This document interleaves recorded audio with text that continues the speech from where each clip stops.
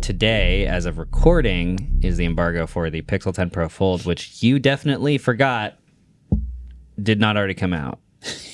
I saw you recording B-roll for this, and I was like, why are you doing this so late? And then I remembered that they weren't shipping it till October.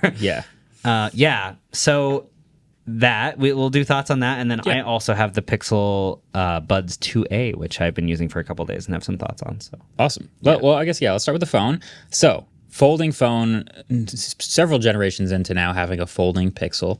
The main improvements with the 10 Pro Fold are the new gearless hinge. It's much thinner and smaller, so the bezel of the primary display gets pretty close to the same distance all the way around now. It also is this nice, like, not thick, what's the word? It's like a heavy feeling, smooth action. Premium. I think it's nice. It feels nice. So it's a good hinge. And then Tensor 5 and Pixel Snap, and that's basically all that's new. And IP68 thanks to the hinge. Yeah. Outside of that, And it's blue. oh yeah, new colors. Yeah. But then it's basically the same thing. And so it got me thinking, like, I've really liked this phone and I've used it for a while and I like a folding Pixel. But the more I've thought about it, because it hasn't really changed very much in any direction since it started like coming out. Yeah. The more I've realized that the idea of a Pixel and the idea of a foldable are the opposite ends of the smartphone spectrum. Like, on one end is the Pixel, which is not the highest end specs, not the most powerful chip, not the craziest hardware or the fastest charging or the biggest cameras or whatever, but a ton of clever software, post-processing, AI, Google magic. And everyday people will appreciate that, and it's usually a pretty good deal. On the other end of the spectrum is folding phones, which are $1,500 to $2,000, which are crazy, like premium, ultra thin builds, trying to have like the most maxed out hardware, literal folding screen on the inside. And that's not really a good deal. That's a very niche thing. And so somewhere in the middle, there's a customer like me who's like, I want a Pixel because I like the Google software stuff, and I want a folding phone because I want to like max out my productivity. But for $2,000, there are way better folding phones than this, so it's super hard to recommend this as a Pixel or as a folding phone. It's just a very, very, very slender group of people that I think will actually be cool with spending $1,800 on a Pixel 10 Pro Fold. I guess it has to be like you want the folding phone and you really want the Pixel software. Exactly. Yeah. So this one doesn't have the best cameras. It's essentially the same cameras as the last generation. It's triple cameras, but it is not as good as the flagship. It's not as thin or light. So you put this up against like the Honor or the Samsung Z Fold 7, for example, and it becomes kind of an obvious chunker. Like this is a chunk of a folding phone. So that's kind of a bummer for it. The battery life turned out to be really good while I used it, so I loved that. It has adaptive battery on by default, but I was getting like 6 hours of screen on time. Using it closed a lot, but still pretty good. But yeah, that's not the fastest charging thing in the world, not the best hardware in the world. So I just, it's just because I like the Pixel. Yeah. Yeah. I remember when they briefed us on it, they showed us how it had Pixel Snap and how you could have it on the wireless charger while it was open. Yeah. And it just sort of sagged a little bit. I was worried about that. Yeah. I put it on my dash to drive with it closed, and it's heavy, but it stayed. Yeah. And it was fine. But yeah, if you try to put it on a Pixel Snap open, it will sag. Which is a bummer because I feel like when you're driving, being able to have the map huge on your dash would be really nice, but yeah, not quite there. Yeah. Maybe if every car company just did Android Auto and CarPlay and stopped whining about it. Yeah. We'd never have to do that. Yeah. RJ. It's what the users want, not the companies. Did you see Joanna's interview with RJ? And when she asked that question, I did. She was like, "Do you still hate CarPlay?" And he like went on this whole thing about why, about Rivian, by the way. Oh yeah, Rivian, RJ, and he goes on about why CarPlay feels like CarPlay and Rivian feels like Rivian. And Joanna the whole time is just like, "You're just lining me up for this." And then he finishes his explanation. She goes, "So CarPlay Ultra you're gonna do, right?" And he was like, "No." Yeah, it was. I listened to it. It was literally, she asked about CarPlay, and one by one he started going down a list of all the reasons why CarPlay is bad, and every single one of those reasons was an exact perfect setup for CarPlay Ultra. He was like, well, there's switching back and forth between CarPlay and your car software is kind of annoying.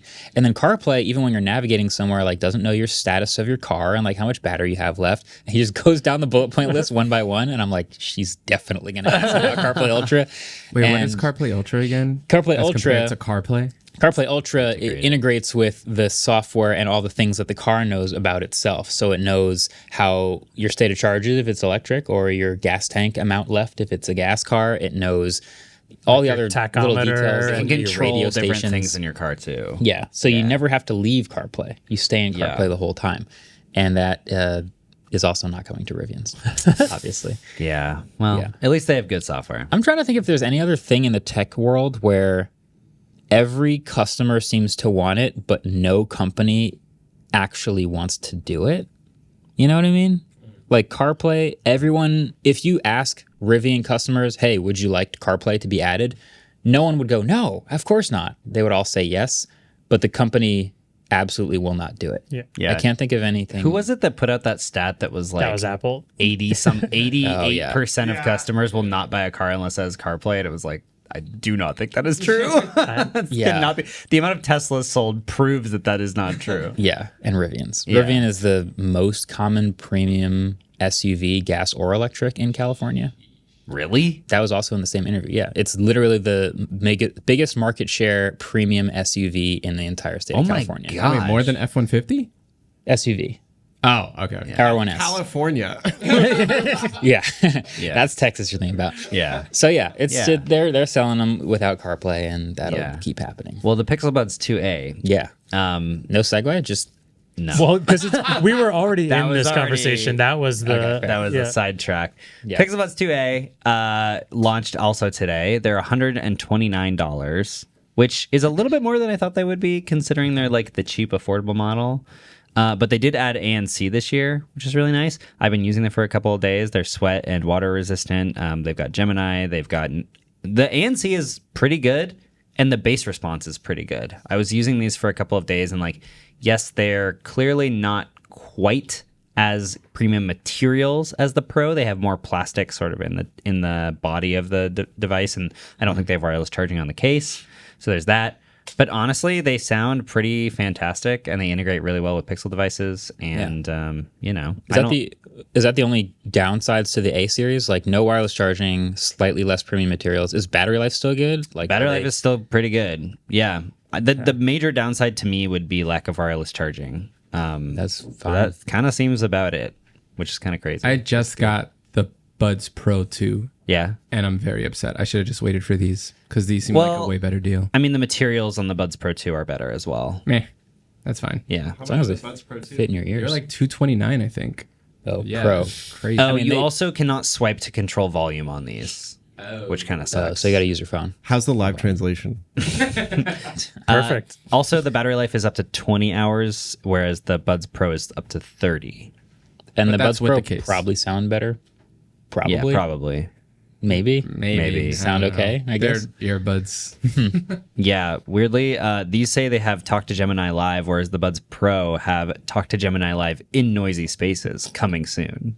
I'm just imagining on the 2A, Gemini's like, it's a little too loud in here for us to talk right now. Some microphone. Can you go outside? Can we go somewhere else? I can't hear you, bro. Let's get out of here. Yeah. I like to sit in the table by the wall, so it's easier for me to hear people. Yeah, but these come in these purple color, iris, and also hazel. When they asked me what color I want, I thought iris would be blue. Wait, what? Yeah. They are purple. I don't know how purple means iris, but Wait, also is the flower not? No, doesn't Yeah. there's the famous No, lady that- that has the purple eyes? I thought your iris was just the color of your eye. Is there a flower called an Oh, iris? Yeah, too? the iris is purple. Iris is a flower. But some of the irises are blue. Oh. Let's Did I see. ever tell you guys about the time I got traumatic iritis? Wait, what is iritis? Iritis is a Traumatic. inflammation of your iris. And it was traumatic just means it's because I got hit in the eye with a frisbee really hard. Ow! I thought this was going to be a pun about how you're always right about everything. I should have. Iritis. Dang. I'm righted. Missed opportunity. Wait, so what did you have to do? I went to the hospital and they put drops in my eyes and it really calmed it down. And they charge you $3,000. Yeah, something like that. I got there myself. I didn't take an ambulance or anything, but Yeah, that'd have been $13,000. yes, exactly. Cool. I also like the way you pronounce ambulance. Okay, I have a question. Huh? If I gave you a Pixel phone, the Pixel 10a, and I removed one camera and I removed one button, take your pick which one it is. And you covered the glass And with a plastic liner. Yeah. How much would the phone then be? It would be An A. 50 cents less. Oof. Pixel standard. It's an A version, $450. Jesus. That's expensive. They're already They're- like $450. I thought they were $499 now, right? You know it's way Oh, cheaper? yeah. Subscribing. Well, That's free 99. can't argue that.